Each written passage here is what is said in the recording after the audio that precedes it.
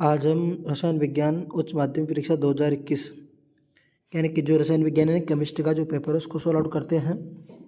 तो आप देख पा रहे होंगे इसमें क्वेश्चन सबसे पहले वैकल्पिक क्वेश्चन है, फिर ये 1 नंबर वाले क्वेश्चन है, फिर ये खालिस्तान से है, फिर खंड ब होगा, फिर खंड स होगा, फिर खंड द होगा। तो अपन चलते हैं पहले क्वेश्चन पे। पहला क्वेश्चन है अपना कि निम्नलिखित में से आयनिक ठोस है। Option A NaCl, option B CH4, SiO2 या CCl4 यानी कि sodium chloride, methane, silver oxide, carbon tetrachloride. तो इसका सही जवाब होगा ऑप्शन ए NaCl। NaCl क्या है? एक आयनिक यौगिक है। क्वेश्चन नंबर 2 है कि राउल्ट के नियम से ऋणात्मक विचलन प्रदर्शित करने वाला अनादर्श विलयन युग्म है। ऑप्शन ए है मेथेनॉल जल, acetone plus ethanol, option C methanol plus carbon tetrachloride, option D जल प्लस हाइड्रोक्लोरिक अम्ल। तो इसका सही जवाब होगा जल प्लस हाइड्रोक्लोरिक अम्ल। नेक्स्ट क्वेश्चन है कि विशिष्ट चालकत्व का मात्रक है। तो option A siemens meter inverse, siemens inverse meter, siemens inverse meter inverse या साइमन मीटर इनवर्स। तो इसका सही जवाब होगा option A siemens meter inverse विशिष्ट चालकत्व का मात्रक होता है। नेक्स्ट क्वेश्चन है कि द्वितीय कोटि अभिक्रिया की वेग स्थिरांक इकाई है। तो द्वितीय कोटि अभिक्रिया की जो वेग स्थिरांक इकाई है वह है अपने मोल इनवर्स यानी कि ऑप्शन से mole inverse litre second inverse. यहाँ द्वितीय कोटि की पूछा गया है ना, प्रथम कोटि की क्या होती है? प्रथम कोटि की सेकंड इनवर्स होती है। नेक्स्ट क्वेश्चन है कि सर्वाधिक विद्युत ऋणता वाला तत्व कौन सा है? Fluorine, chlorine, bromine, iodine. तो ये चारों क्या है? एक हेलोजन तत्व है। तो इनमें से जो फ्लोरीन है, जो फ्लोरीन यानी कि ऑप्शन जो ए है, ऑप्शन जो ए है वह सर्वाधिक विद्युत ऋणी तत्व है।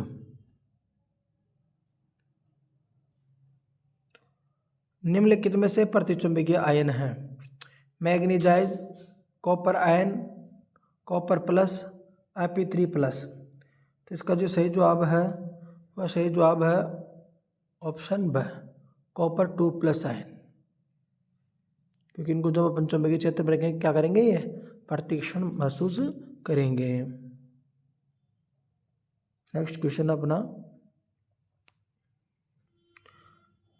कि निम्नलिखित K3Fe2O4 यानी कि संकुल दे रखा है, इसमें अपन को आपी की ऑक्सीजन अवस्था बताना है। तो इसकी जो ऑक्सीजन अवस्था है उसको अपन हल करके देखते हैं कि इसका क्या होगा जवाब। तो K3 पोटेशियम ये 19 नंबर पे आता है, ये 3 बार दे रखा है।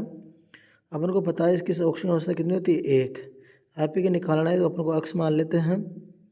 C2O4 कितनी बार है? 3 बार। C2O4 यानी कि ऑक्सीलेटो इसकी कितनी होती है? -2 बराबर में कुछ चार्ज नहीं है तो 0। हल करते तो 3 एकम 3, ये प्लस का 3 हो जाएगा और x यहाँ 3 दूनी 6 माइनस का 6 बराबर 0। तो ये 3 माइनस के 6 में जाएगा तो x माइनस का 3 बराबर 0। तो x बराबर क्या हो जाएगा? 3। तो कौन सा ऑप्शन अपना ये? ऑप्शन ब। तो ऑप्शन ब इसका सही जवाब होगा।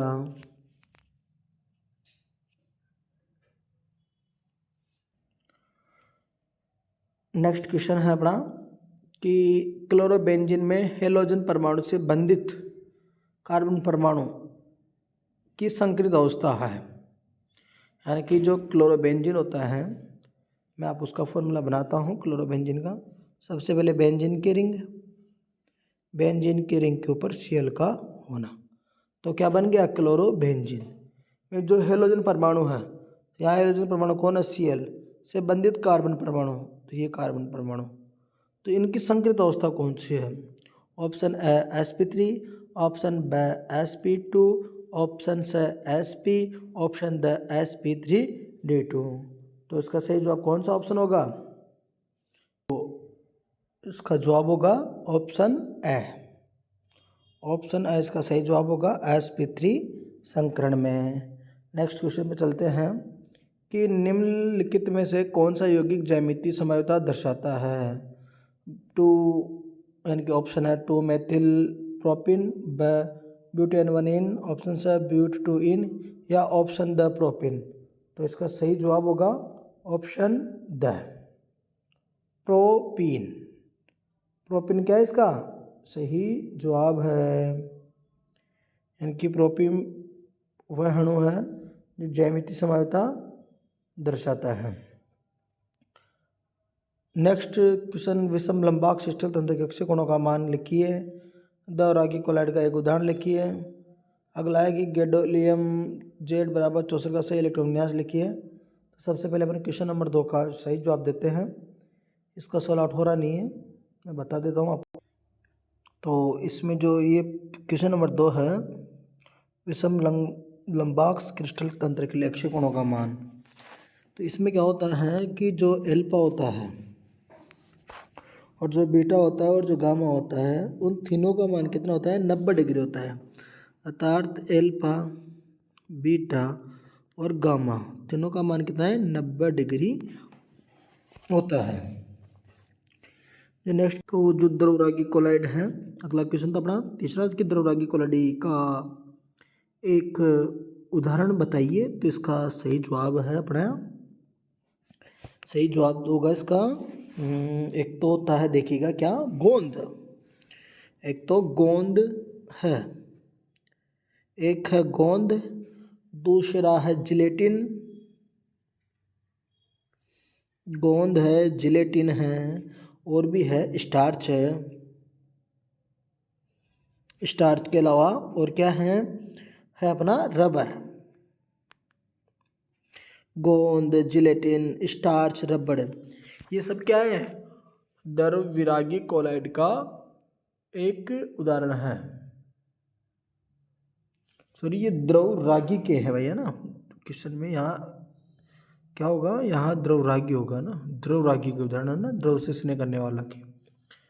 नेक्स्ट क्वेश्चन है अपना गैडोलियम जिसका परमाणु क्रमांक कितना है 64 है, उसका सही इलेक्ट्रॉन विन्यास लिखना है। तो अपने लिखा है सबसे पहले जिनोन लिख दिया, फिर उसके बाद में 4 में 7 इलेक्ट्रॉन भर दिया, फिर डी में 1 भर दिया और 6s2 कर दिया। तो ये गैडोलियम का सही इलेक्ट्रॉन विन्यास है। नेक्स्ट क्वेश्चन है अपना एथॉक्सी मतलब डाई एथिल ईथर। तो मैं इसकी संरचना बनाता हूँ। सबसे पहले तो ये CH3 CH2O CH2 CH3 देखो मैं दोबारा बनाता हूँ, जगह नहीं थी, बन नहीं पाई करती। तो CH3 CH2O CH2 और CH3। तो मैथ और एथ, तो इसका क्या नाम हो जाएगा एथॉक्सी एथेन, यानी कि डाई इथल जो ईथर है उसका जो आईपीसी नेम है क्या है एथॉक्सी एथेन है। नेक्स्ट क्वेश्चन है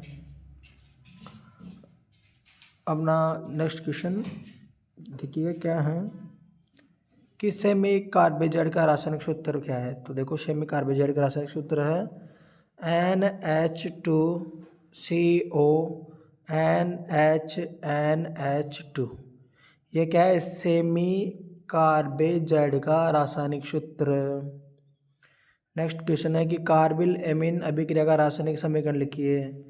तो कार्बिल एमीन का जो रासायनिक जो समीकरण देखिएगा, इसमें 1 डिग्री एमीन की क्रिया क्लोरोफॉर्म से करवाई जाती है मतलब KOH की उपस्थिति में या KOH के साथ मिलाकर।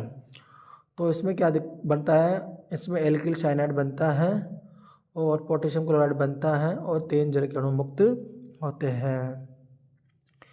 ये अभिक्रिया कार्बिल जो एमीन अभिक्रिया कहलाती है और इस अभिक्रिया को 1 डिग्री एमीन का आइसोसाइनाइड परीक्षण भी कहते हैं। ये परीक्षण क्या काम में आता है कि जब अपन इस रिएक्शन को 1 डिग्री एमीन के साथ करवाते हैं तो एल्किल साइनाइड बनता है और इस कंडीशन में बहुत ज़्यादा दुर्गंध आती है, स्मेल निकलती है। बहुत ज़्यादा दुर्गंध निकलती है। परंतु ये अभिक्रिया यदि अपन 2 डिग्री एमिन से करवाएं, या फिर ये तो 2 डिग्री एमिन हुआ, या फिर 3 डिग्री एमिन से करवाएं, या फिर 3 डिग्री एमिन से करवाएं, तो जब अपन इस अभिक्रिया को 3 डिग्री एमिन से करवाते हैं तो इस अभिक्रिया मतलब ये अभिक्रिया आगे होती नहीं है। यानी कि 1 डिग्री में तो एल्किल साइनाइड बन जाएगा, 2 डिग्री में भी रिएक्शन नहीं होगी और 3 डिग्री में भी रिएक्शन होगी। इससे अपन को पता चल जाता है कि ये जो भी कंपाउंड है क्या है, 1 डिग्री का है। तो इसको बोलते हैं कार्बिल एमिल का आइसोसाइनाइड प्रेक्षण। अभी अपन को सिर्फ यहाँ पर रिएक्शन पूछा है, कार्बिल एमिल रिएक्शन, तो आप देख पा रहे होंगे स्क्रीन पे। यानी कि 1 डिग्री एमिन की क्रिया, 1 डिग्री एमिन की क्रिया क्लोरोफॉर्म और KOH पोटेशियम हाइड्रोक्साइड से करवाते हैं, जिससे एल्किल साइनाइड बनता है, पोटेशियम क्लोराइड बनता है और 3 जल के अणु मुक्त होते हैं। नेक्स्ट क्वेश्चन है कि अंग्रेजी वर्णमाला के अक्षर बी में उपस्थित तल को दर्शाना है अपन को, सम्मिलित तल को। तो सबसे पहले हम अंग्रेजी वर्णमाला का बी अक्षर बना लेते हैं। तो ये बन गया है बी अक्षर। इसमें अपन को सम्मिलित तल को बताना है कि इसमें सम्मिलित तल कहाँ है। सम्मिलित तल का मतलब है कि वह भाग जहाँ से आकृति को अपन 2 भागों में बांट सकते हैं। तो इसका जो सम्मिलित तल है इस जगह पर होगा। इसके बाद में बना हुआ ऊपर वाला भाग और ये वाला भाग 2 बराबर भागों में बट जाते हैं। आप देख पा रहे होंगे मैंने इसका सम्मिलित तल बना दिया। ये बीता, यहाँ से मैं इसको काट दूंगा तो ये इसका क्या कहलाएगा, सम्मिलित तल कहलाएगा। नेक्स्ट क्वेश्चन कि 2 या 2 से अधिक रासायनिक पदार्थों का समांगी मिश्रण क्या कहलाता है। तो अपन को पता है कि जब 2 या 2 से अधिक पदार्थों का समांगी मिश्रण अपन बना देंगे तो क्या बन जाएगा, वह विलयन बन जाएगा। नेक्स्ट क्वेश्चन है कि निम्नलिखित रासायनिक संयुग्म को रिक्त स्थान की पूर्ति कीजिए। इसमें रिक्त स्थान का तो पता नहीं रहा, लेकिन इसमें देख लीजिएगा आप रिएक्शन को। इसमें फिनोल की क्रिया किससे करवा दी, इसमें फिनोल की क्रिया क्लोरोफॉर्म से, फिनोल की क्रिया कार्बन टेट्राक्लोराइड से और पोटेशियम हाइड्रोक्साइड से करवा दी, जिससे सैलिसिलिक अम्ल बढ़ गया है, पोटेशियम क्लोराइड बाहर निकल गया और जल के अणु बाहर निकल गए हैं। नेक्स्ट क्वेश्चन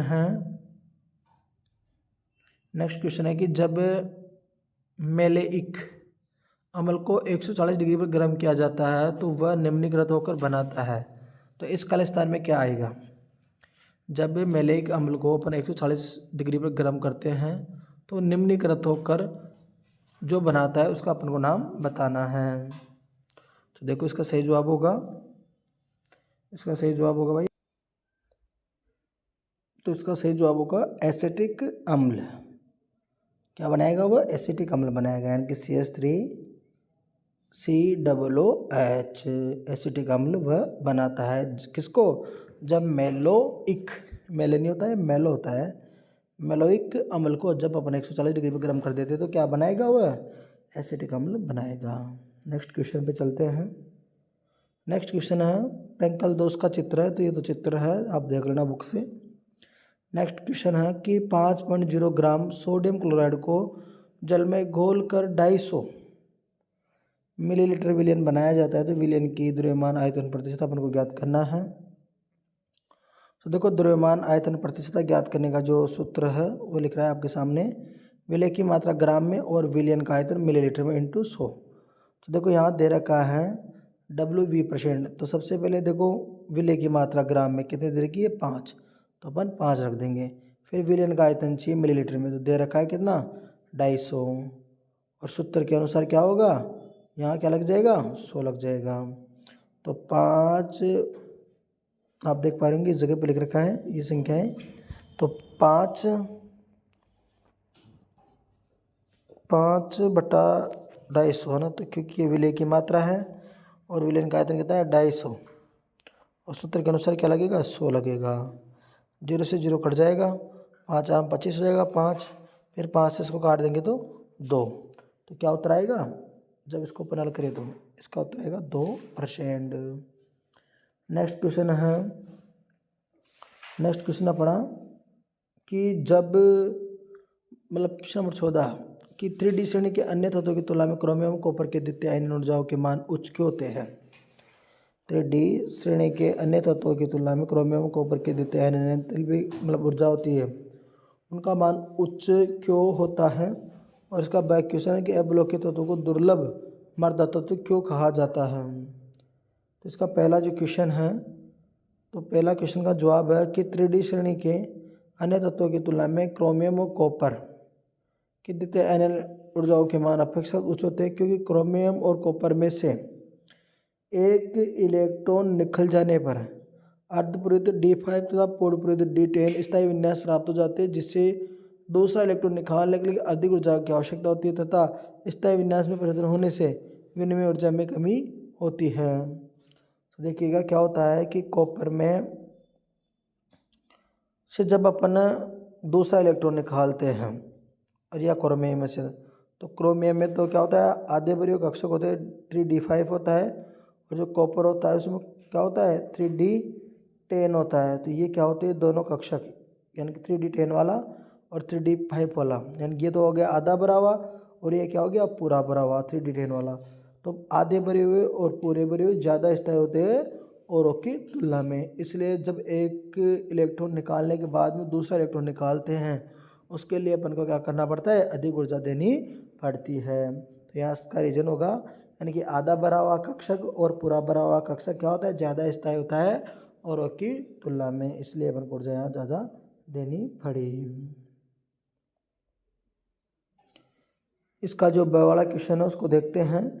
अवलोकित तत्व को दुर्लभ तत्व क्यों कहते हैं। तो देखो उसका सही जवाब क्या होगा, क्योंकि ये पृथ्वी पर सभी जगह समान रूप से फैले हुए हैं। एक बात तो ये है कि पृथ्वी पर सभी समान रूप से फैले हुए हैं।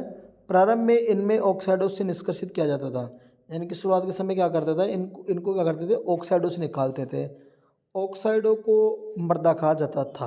पहले क्या करते थे, जो ऑक्साइड होते थे उन्हीं को क्या बोलते थे, मर्दा कहा जाता था, जो कि दुर्लभता से प्राप्त होते थे, यानी कि बड़ी मुश्किल से प्राप्त होते थे। कौन, अवलोकित तत्व। अवलोकित तत्व मुश्किलता से प्राप्त होते हैं, क्योंकि किस में रहते हैं, ये ऑक्साइडों के रूप में पाए जाते हैं। ठीक है, तो पृथ्वी में हर जगह समान रूप से पाए जाते हैं, ऑक्साइडों के रूप में रहते हैं, और ये दुर्लभ होने की वजह से इनको क्या बोल दिए, मर्दा के दुर्लभ तत्व कहते हैं। नेक्स्ट क्वेश्चन है कि क्या होता है जब नाइट्रोबेंजीन का अपचयन जिंक व एल्कोहलिक अनियोज की उपस्थिति में कराया जाता है। रासायनिक समीकरण दीजिए। दूसरा क्वेश्चन है एनिलीन की अनुनाद संरचना बनाइए। तो देखिएगा इसमें ऑप्शन है कि क्या होता है जब नाइट्रोबेंजीन का अपचयन जिंक एवं एल्कोहलिक अनियोज की उपस्थिति में कराया जाता है। तो सबसे पहले अपन देखते हैं नाइट्रोबेंजीन बना लेते हैं। तो ये हो गया नाइट्रोबेंजीन, ये नाइट्रोबेंजीन दोबारा बनाते हैं अपन। तो अपन इसके रिएक्शन लिख लेते हैं पहले, क्वेश्चन नंबर 15 का पहले क्वेश्चन की। सबसे पहले अपन नाइट्रोबेंजीन बना लेते हैं। तो नाइट्रोबेंजीन बनाते हैं अपन, इसके लिए सबसे पहले नाइट्रोबेंजीन। तो नाइट्रोबेंजीन के लिए देखिए सबसे पहले अपन बेंजीन की रिंग बना लेते हैं। ये बेंजीन की रिंग हुई, ये नाइट्रोबेंजीन हुआ। तो इसके अंदर दो नाइट्रोबेंजीन चाहिए अपन को ना, संतुलन करेंगे जब पता चल जाएगा कि क्यों। तो ये दो नाइट्रोबेंजीन हुआ, और इसका क्या करा रहे हैं अपन, कास्टिक सोडा। तो कास्टिक सोडा अनियोज और ये अम्लीय माध्यम होती है ना। तो ये तो माध्यम प्रदान करता है। तो यहाँ पे 10 अणु जल के, यहाँ पे अपन 10 H तीर का चिन्ह। तो देखिएगा ये दोनों जो रिंग है, ये दोनों रिंग इस तरह से कंबाइन होती हैं। ये बेंजीन की रिंग, ये N, फिर ये बेंजीन की रिंग,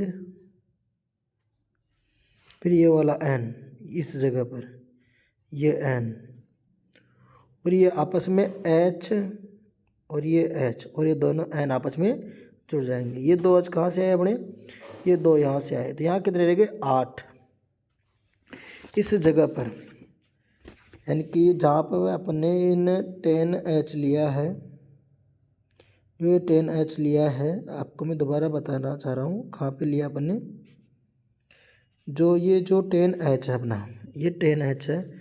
इन 10 में से 2H यहाँ मिल गया, एक H और एक H, और सिंगल बॉन्ड यहाँ बन गया।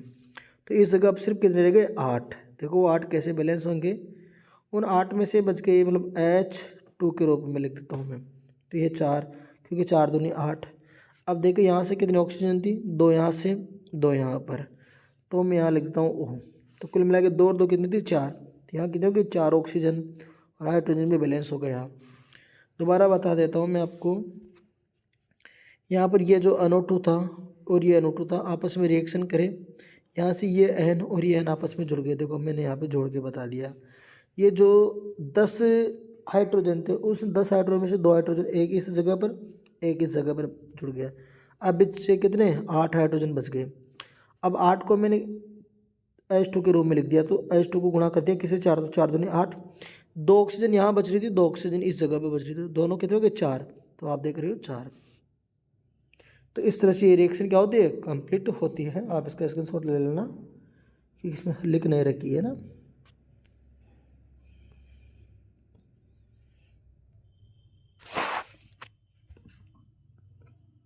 अपना नेक्स्ट क्वेश्चन है,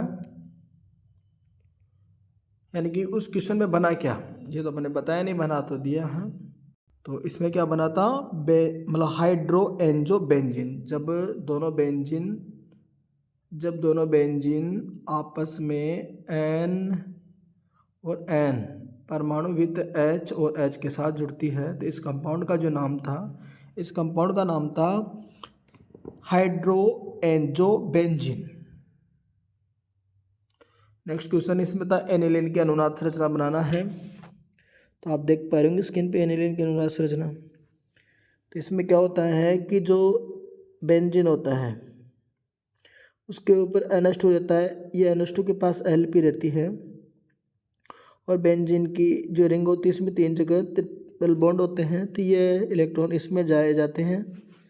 जैसे ही इलेक्ट्रॉन, जैसे यहाँ पे बता रखा है एरो के माध्यम से, जैसे ही इलेक्ट्रॉन रिंग के अंदर गए तो यहाँ डबल बॉन्ड आ गया और N ने इलेक्ट्रॉन दे दिया, इसलिए यहाँ पर कौन सा आवेश आ गया, प्लस का आवेश आ गया है। फिर देखिएगा यहाँ डबल बॉन्ड था, तो वो डबल बॉन्ड तोड़कर इस जगह पे बन गया, आप देख पा रहे होंगे, ये बना दिया। फिर वो इलेक्ट्रॉन आगे बढ़ गए, यहाँ आ गया, फिर डबल बॉन्ड वहाँ से टूटा, इस जगह पर आ गया, फिर आगे घुमा, फिर इस जगह पर पहुँच गए। फाइनली वह जो इसमें प्लस चार्ज चल रहा था, फाइनली वो इलेक्ट्रॉन जहाँ थे उसको उसी जगह पहुँचा दिया गया। आप देख पा रहे होंगे इसकी जो 5 नंबर की संरचना है उसके अंदर। तो वापिस वही NH2 उदासीन, मतलब NH2 के ऊपर ना कोई प्लस लगाया ना कोई माइनस बताया, अपने Lp के रूप में शो कर दिया। तो इसको अपन बोलेंगे बेंजीन की अनुनाद संरचना। कुल मिला के स्ट्रक्चर A के नंबर की, 2 नंबर की, 3 नंबर की, 4 नंबर की और 5 नंबर की, ये सभी किसकी वजह से हो रही है, NH2 के अंदर जो नाइट्रोजन है उसके ऊपर उपस्थित Lp की वजह से। यह क्या करता है, जब अपने Lp को अंदर डालेगा तो NH2 जब अपने इलेक्ट्रॉनों को रिंग में डाल देता है तो ये कैसा हो जाता है, धनात्मक हो जाता है। तो फिर यह डबल बॉन्ड टूटता है, फिर यहाँ बनता है, फिर टूटता है, फिर बनता है, और फाइनली वो इलेक्ट्रॉन अपनी जगह पहुँच जाते हैं। नेक्स्ट क्वेश्चन है अपना क्वेश्चन नंबर 17 कि CONH3 संकुल का एफिशिएंसी हमें बताना है। दूसरा है समन्वय मंडल एवं आयनिक मंडल में विभेद करना है। क्वेश्चन नंबर जो है वो है NiCN4 संकुल का आयन का ज्यामितीय चित्र बनाना है। तो अपन बना लेते हैं इसका। सबसे पहले पहला क्वेश्चन का जवाब देते हैं, इसका आईपीसी नेम क्या है। तो अपन देख पा रहे हैं इसके अंदर 6, इसके अंदर क्या है कि 6 NH3 है, यानी कि 6 लिगेंड है, तो 6 को क्या बोलेंगे, हेक्सा। 6 का नाम क्या होगा, हेक्सा। NH3 को क्या बोलते, एमिन। इसके बाद में केंद्रीय धातु क्या है, कोबाल्ट, तो अपन लिख देंगे कोबाल्ट। उसके बाद में ऑक्सीकरण संख्या लिखते हैं, रोमन संख्या में अपन छोड़ देते हैं, निकाल के बताएंगे। और लास्ट में जो बच रहा है उसको लिख देंगे, तो क्या है, क्लोराइड। अब बची रोमन संख्या की बात, तो मैं आपको रोमन संख्या लिख के बताता हूँ। रोमन संख्या कैसे निकालते हैं बस यहाँ पे क्या आएगा, ये बाकी है अपना। तो देखिएगा सबसे पहले कोबाल्ट को अपन मान लेते हैं, पता नहीं एक्स है। NH3 कितनी बार है, 6 बार। NH3 की ऑक्सीजन अवस्था कितनी है, 0। यहाँ Cl कितनी बार है, 3 बार। Cl का कितना होता है, -1। टोटल चार्ज कुछ लग रहा है इस पर, कुछ नहीं है, तो बराबर में 0। इसको 6 को 0 से गुणा करेंगे तो ये तो हट जाएगा, 0 हो जाएगा, ये -3 हो जाएगा। तो x -3 बराबर 0। तो x बराबर क्या हो जाएगा, 3। तो इसकी जो ऑक्सीजन संख्या है कितनी है, 3 है। नेक्स्ट क्वेश्चन पे चलते हैं। नेक्स्ट इसका क्वेश्चन नंबर 17 का है, समन्वय मंडल व आयनिक मंडल में अपन को अंतर बताना है। तो देखो समन्वय मंडल क्या होता है कि जो केंद्रीय धातु होती है, सेंट्रल मेटल होती हैं, और जो लिगेंड होते हैं, चाहे एक हो या एक से अधिक हो, जो एक निश्चित संख्याओं से केंद्रीय धातु से जुड़े होते हैं। तो केंद्रीय धातु और जो लिगेंड है, और साथ में ये जो बड़ा ब्रैकेट है, इस बड़े ब्रैकेट को, केंद्रीय धातु को और लिगेंडों को सामूहिक रूप से समन्वय मंडल बोलते हैं। समन्वय मंडल बोलते हैं। जबकि इस बड़े ब्रैकेट के बाहर कोई भी आयन, चाहे इस साइड हो चाहे फिर इस साइड हो, उनको बोलते हैं प्रति आयन, काउंटर आयन, प्रति आयन। तो अपन कह सकते हैं कि लिगेंड तथा केंद्रीय धातु तथा इनका बड़े ब्रैकेट में बंद होने को सामूहिक रूप से समन्वय मंडल कहते हैं। जबकि बड़े ब्रैकेट से, जबकि जो बड़े ब्रैकेट से बाहर रह जाते हैं, जैसे कि यहाँ ए है और ये बी है, तो इनको अपन क्या बोलेंगे, इन दोनों को अपन बोलेंगे प्रति आयन। आशा करता हूँ आपको समझ में आया होगा। अगला क्वेश्चन था इसका NiCN4 का शंकुल का आयन का ज्यामितीय चित्र बनाना है। तो यहाँ देखिएगा अपन बना लेते हैं। यहाँ Ni है, सबसे पहले अपन Ni लिखेंगे। फिर देखो Cn कितनी बार है, 4 बार। तो ये Cn, फिर ये Cn, फिर ये Cn और ये Cn। तो अपन देख पा रहे जब इसको अपन मिलाते हैं तो इसकी आकृति कैसी बनती है, वर्ग समतली बनती है। इसकी आकृति वर्ग समतलीय बनती हैं, जिसका डायग्राम आप देख पा रहे होंगे, इस तरह से बनेगा। इस तरह से अपना क्वेश्चन नंबर 17 कंप्लीट हुआ। नेक्स्ट क्वेश्चन पे चलते हैं। क्वेश्चन नंबर 18 है। क्वेश्चन नंबर 18 का जो है वह है कि ग्लिसरॉल का संरचना सूत्र लिखिए। इसका क्वेश्चन नंबर 2 है कि निम्नलिखित रासायनिक समीकरणों को पूर्ण कीजिए, मुख्य उत्पाद का नाम लिखिए। ये क्वेश्चन नंबर 2 है। तो सबसे पहले अपन देखते हैं इसका पहला क्वेश्चन, ग्लिसरॉल का संरचना सूत्र। तो ग्लिसरॉल का संरचना सूत्र होता है कि CH2, फिर उसके साथ OH का होना, फिर कार्बन C, फिर CH2OH। यहाँ इसकी संख्या कितनी बची, 2 काम में आ गए, 2 बच गए, तो 1 H और OH। तो इसको बोलते ग्लिसरॉल। आगे पीछे लिखे तो मेथ एथ प्रोप, प्रोपेन 1 2 3 ट्राई ओल, 1 2 3 ट्राई ओल, इसका IPC नेम होगा। अगला क्वेश्चन था 18 का ब CH3 CH2I NaO CH2 CH3। तो इस रिएक्शन को अपन को कंप्लीट करना था। आप देख पा रहे होंगे स्क्रीन पे, CH3 CH2I आयोडोएथेन को है और यह है एथिल एल्कोक्साइड। तो इन दोनों में देखिएगा, इनको जब जमा दिया तो जब CH3I की क्रिया, इसका जो ब था उसमें क्या था, एथेनॉल। अच्छा, इसमें 2 रिएक्शन ये हैं, ब के अंदर दूसरे की पहले है कि जब अपन मेथेनॉल को गर्म करते हैं कॉपर और 573 किलोमीटर के साथ, तो इसमें देखो क्या होता है, यहाँ से CH3 CHO, यानी कि ये इसको जा रहा है, तो यहाँ से क्या बाहर निकल रहा है, यहाँ से H2 बाहर निकल रही है, एक H यहाँ से, एक H यहाँ से, तो H2। तो यहाँ क्या रह जाएगा, जैसे CH3 यहाँ से एक H बाहर चला ही गया, तो यहाँ क्या रह गया CH, और ये H भी यहाँ पे बाहर निकल रहा है, तो यहाँ क्या बच गया O। तो CH3 CHO को क्या बोलेंगे, और मेथ और एथ एथेनेल। तो इसका सही प्रोडक्ट का नाम क्या होगा, एथेनेल होगा। अब अपन चलते हैं इसके नेक्स्ट क्वेश्चन के ऊपर। नेक्स्ट क्वेश्चन है अपना, इसमें क्या पूछ रहा है कि इसमें हाँ CH3 CH2I NaO CH2 CH3 का रिएक्शन को अपन को कंप्लीट करनी है। तो इसको अपन जमाते हैं। सबसे पहले तो CH3 CH2 I Na और CH3। तो इसमें देखिएगा एक तो यहाँ से Na से बंध टूटता है, एक I से बंध टूटता है, और Na और I आपस में जुड़ के NaI बना लेते हैं, सोडियम आयोडाइड बना लेते हैं, और जो बचा है उसको जोड़ लेते हैं। तो देखो यहाँ से ये CH3, यहाँ से तो बचा अपना CH3 CH2, और यहाँ से भी क्या बचा CH2 और CH3। तो मैं लिख देता हूँ उसको CH3 CH2, फिर ये जो O है ये वाला O, इधर वाला O CH2 CH3। तो ये क्या बन गया ROR। एक तरह से क्या होता है ये ईथर होता है। ईथर का एब्रेविएशन हम किस रूप में करते हैं अपन, एल्कोक्सी एल्केन के रूप में। तो इसका एब्रेविएशन नेम क्या हो जाएगा, इसका नाम हो जाएगा एथॉक्सी एथेन। इस तरह से अपने 18 क्वेश्चन के जो है और ब है उस दोनों को कंप्लीट किया। अब नेक्स्ट क्वेश्चन है कि रोजेनमुंड अपचयन के द्वारा फॉर्मेल्डिहाइड क्यों नहीं बनाया जा सकता है। रोजेनमुंड अपचयन के द्वारा फॉर्मेल्डिहाइड क्यों नहीं बनाया जा सकता है। दूसरा क्वेश्चन है श्मिट अभिक्रिया को रासायनिक समीकरण सहायता से समझाइए। तो अपना पहला जो क्वेश्चन है उसका जवाब देते हैं कि रोजेनमुंड अपचयन के द्वारा फॉर्मेल्डिहाइड HCHO नहीं बनाया जा सकता क्योंकि HC डबल बॉन्ड OCl अस्थायी होता है बेटा, है ना। तो याद रखना कि रोजेनमुंड अपचयन के द्वारा फॉर्मेल्डिहाइड इसलिए नहीं बनता क्योंकि इसके अंदर जो HC डबल बॉन्ड O और Cl वाला जो प्रोडक्ट है वो क्या होता है, अस्थायी प्रोडक्ट होता है।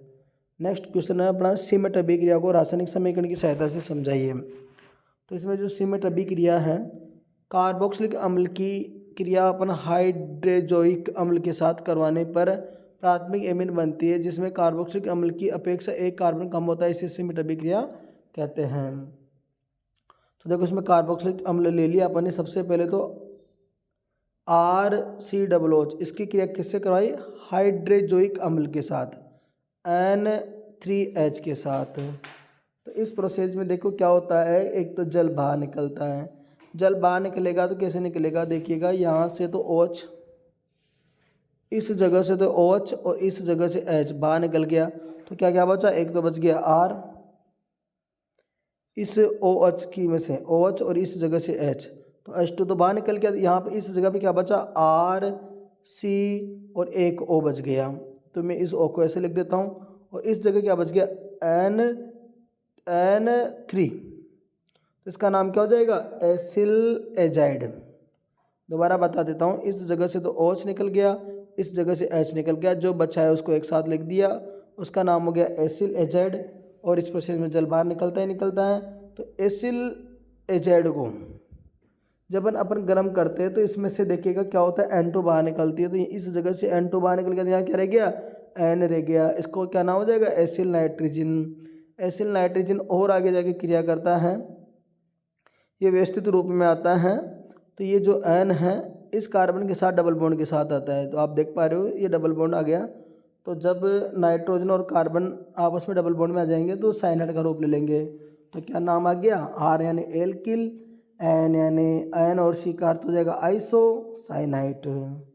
तो जब अपन आइसोसाइनाइड को गर्म करते हैं तो इस प्रोसेस में देखो क्या बनता है, तो ये गैस को जल की उपस्थिति में करते हैं तो RN यहाँ से इस जगह से, इन जगह से इसको क्या मिल जाएगा, H मिल जाएगा। तो ये 1 डिग्री एमिन बन गया। और इस प्रोसेस में ये C, ये O और इस O से इसको O मिल जाएगा, तो CO2।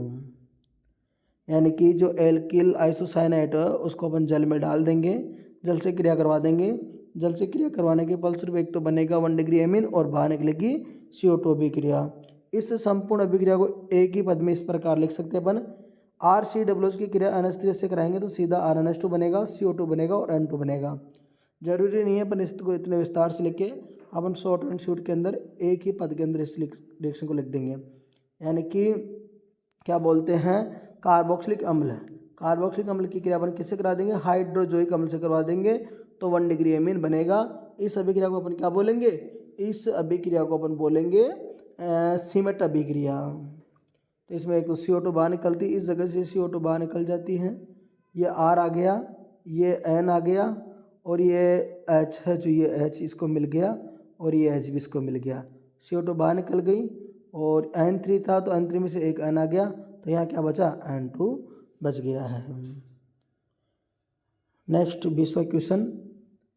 इसमें क्वेश्चन है कि संसारण की प्रक्रिया में एनोड पर होने वाली अभिक्रिया को रासायनिक समीकरण लिखना है। और इसका बैक क्वेश्चन है, यदि जिंक के इलेक्ट्रॉन के लिए मानक अपचयन विभव का मान 0.76 वोल्ट हो तो उसे मानक ऑक्सीकरण विभव की गणना कीजिए। और इसका जो ऑप्शन नंबर जो श है, प्रश्न नंबर 6 है, जो 298 केल्विन पर 0.010 एम केसीएल विलयन की चालकता 0.00147 सेंटीमीटर इनवर्स है, तो इसकी मोलर चालकता की गणना अपन को करनी है। तो देते हैं इनके जवाब अपन। तो सबसे पहले पहला क्वेश्चन इसका देखते हैं। तो जो संसारण की जो प्रक्रिया है, संसारण की जो प्रक्रिया है उसमें एनोड पर जो अभिक्रिया होती है उसकी समीकरण देखो। रासायनिक समीकरण क्या है कि जो आयरन सॉलिड होता है वह Ap2+ में आता है। इस प्रोसेस में 4 इलेक्ट्रॉन बाहर निकलते हैं। जिंक के इलेक्ट्रॉन के लिए मानक अपचयन विभव होता है, वो होता है 0.76 वोल्ट। तो ये दे रखा है, तो इसका ऑक्सीकरण विभव की अपन को गणना करनी है।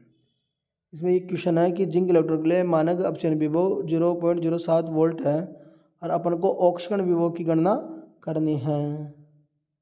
तो करते इसको सोल्व। तो अपन इसको हल करते हैं। तो अपन जानते हैं इस बात को कि मानक अपचयन विभव, मानक अपचयन विभव बराबर होता है किसके, मानक ऑक्सीकरण विभव के।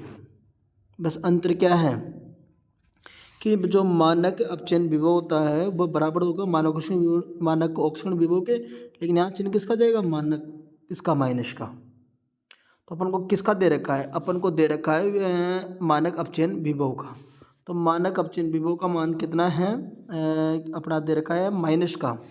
तो ये बराबर के इधर में लिख लेता हूँ। तो ये अपन को किसका दे रखा है, माइनस का दे रखा है। तो ये माइनस का 0.76, ये सूत्र में माइनस का आ ही रहा है। ये मैं इसको एक और दे देता हूँ ऑक्सीडेशन के लिए, तो माइनस से माइनस कट जाएगा। तो जो मानक ऑक्सीकरण जो विभव है, मानक ऑक्सीकरण जो विभव अपने क्वेश्चन में पूछा गया है उसके इस अपन को माइनस से माइनस काट दिया, तो उसके बाद क्या मान मिला अपन को, प्लस का 0.76।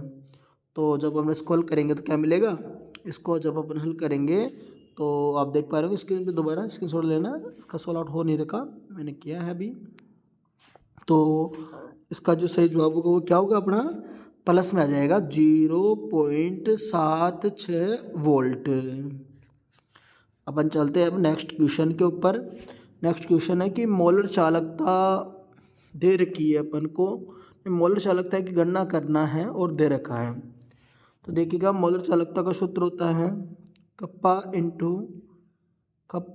इंटू 1000 बटा मोलर था के चालकता दे रखी है इसमें पहले से ही 0.041। देखो चालकता दे रखी है क्वेश्चन में साइमन सेंटीमीटर स्क्वायर, और इसमें मोलरता भी दे रखी है 0.010 एम यानी कि मोल्स। तो अपन सूत्र लगाए मोलर चालकता का, मोलर चालकता, फिर अपन यहाँ पे कप्पा की वैल्यू रख दी जो कितनी आ गई 0.04, ये 1000 और ये मोलरता दे रखी है।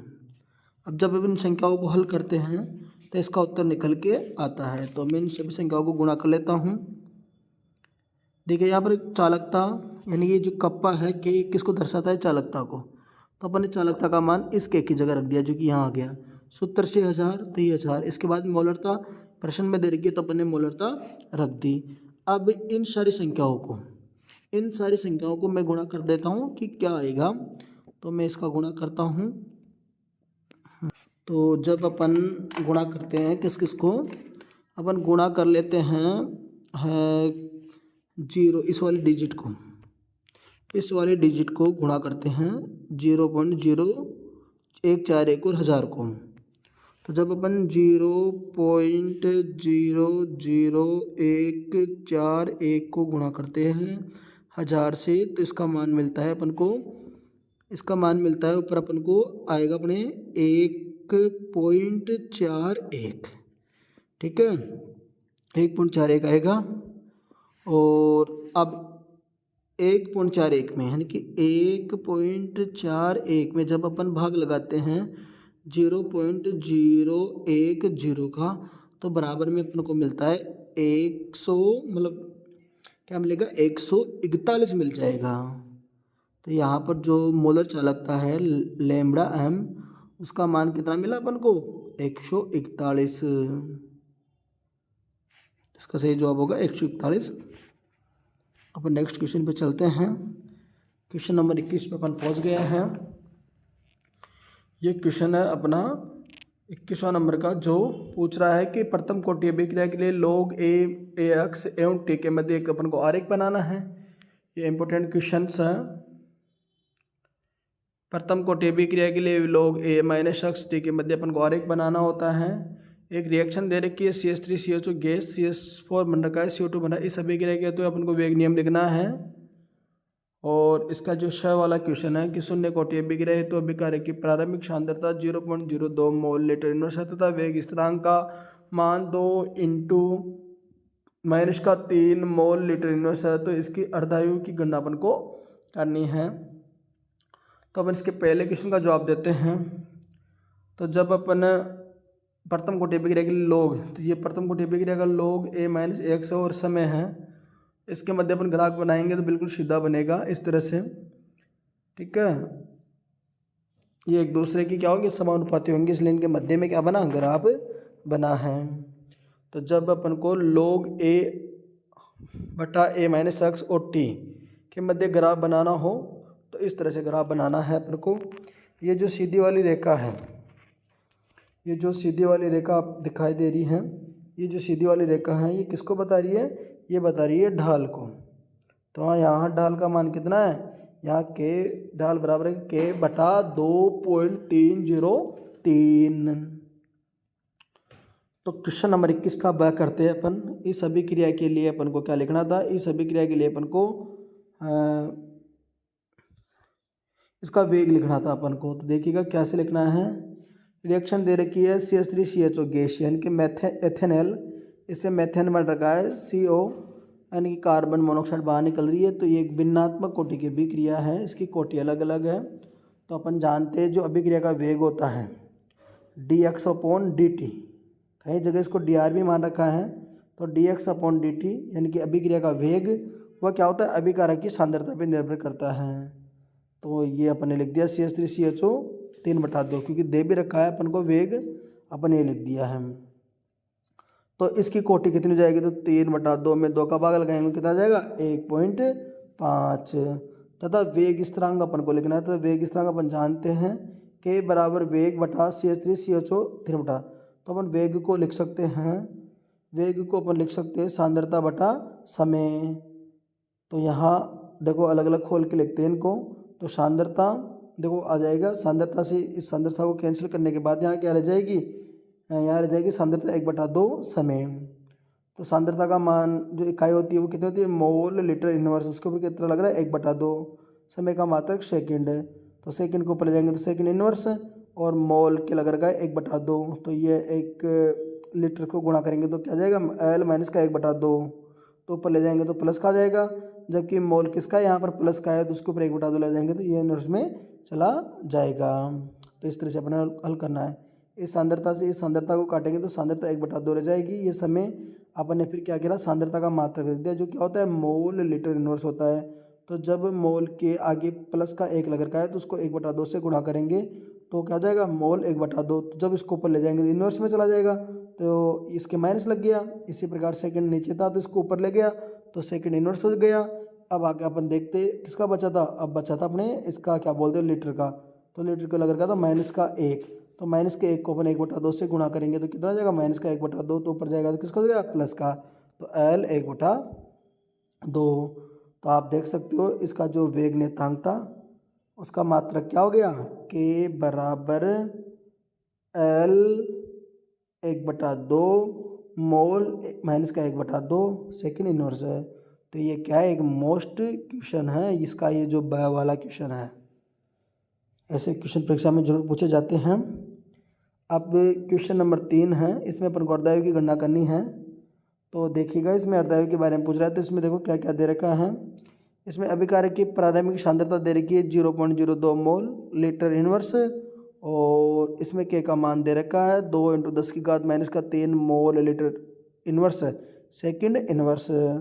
शून्य कोटि अभिक्रिया के लिए पूछा गया, तो शून्य कोटि अभिक्रिया के लिए जो सूत्र होता है अर्धायु काल का, वो क्या होता है R02K। यहाँ आर अभिकारक की सांद्रता होती है, तो दे रखा है जो अपने लिख दिया 0.2 है, सूत्र के हिसाब से 2 आ गया, और के का मान भी 2 × 10⁻³ दे रखा है, अपन इसको लिख दिया है। तो ये 10⁻³ को ऊपर ले गया तो प्लस का हो गया, और 2 को 2 का गुणा करें तो 4 आ गया। ये इस पॉइंट को हटाया, नीचे आ गया, 10⁻2 कर दिए, 10⁻2 से इसको हटा देंगे तो क्या बच गया, एक मात्रा 10 बच जाएगा। ये ऊपर 2 नीचे 4, 2 से काट देंगे क्या बच जाएगा, 2 बच जाएगा। 2 को 10 से काट देंगे तो क्या जाएगा 5। तो आप इसको कर सकते हैं इजीली, सरल मैथमेटिक्स थी। यानी कि ये 10⁻³ तो ऊपर जाते प्लस का 3 हो गया, इसका पॉइंट हटाया तो नीचे क्या जाएगा 10⁻2 आ जाएगा। तो दोनों हट जाएंगे तो क्या बच गया, सिर्फ और सिर्फ एक 10 बच गया, जो आप इस जगह पर देख पा रहे होंगे, एक 10 बच गया है। नीचे ये दोनों को गुणा करें तो कितना गया 4, और ये ऊपर 2 था ऐसे ही, तो 2 × 2, 2 दूनी 4, ये 2 और 2 से इसको काट देंगे तो 5 है। तो जो समय था उसका अर्धायु काल क्या आ गया 5 सेकंड आ गया है। मैं एक बार और बता देता हूँ आपको, ये 0.02 था ऊपर, इस पॉइंट को उठाया नीचे आ गया 100, नीचे 10⁻³ था, इसको मैंने ऊपर ले गया तो 10⁻³ रह जाएगा 3, नीचे 2 को 2 को गुणा करूँगा तो 4 आ जाएगा। ये 100 इससे कट जाएगा, यहाँ क्या बच गया 10 बच गया। 2 × 2, 2 दूनी 4, ये 2 आ गया, इस 2 से 10 को काट दूंगा तो क्या रह जाएगा 5। तो जो टी है उसका मान क्या आ जाएगा 5 सेकंड आ जाएगा। तो आपको वीडियो अच्छा लगा हो तो लाइक करना, कमेंट करना, सब्सक्राइब करना। थैंक यू, धन्यवाद।